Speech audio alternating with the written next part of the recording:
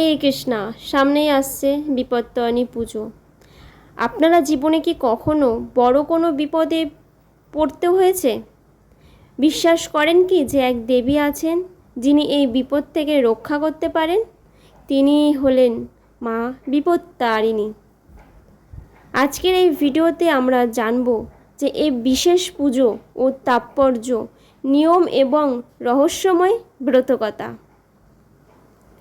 2025 সালে বিপত্তারিণী পুজো পড়েছে প্রথম বৃহস্পতিবার 19শে জুন, দ্বিতীয় বৃহস্পতিবার 26শে জুন।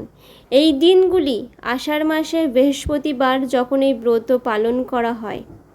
এই পুজোর মূলত বিবাহিত মহিলারা পালন করেন স্বামীর দীর্ঘায়ু ও পরিবারের মঙ্গল ও সর্বপ্রকার বিপদ থেকে রক্ষার আশায়।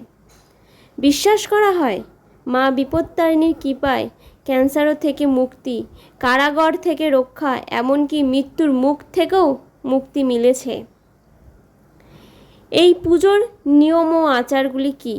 পুজোর দিন উপোস রাখা হয়, বটগাছের চারপাশে লাল সুতো বাঁধা হয়, সিঁদুর, ফল, নারকেল, প্রদীপ প্রভৃতি দিয়ে পুজো, বিপত্তারিণী ব্রতকথা পাঠ করা হয়, শেষে প্রসাদ বিতরণ এবং সিঁদুর খেলা হয়।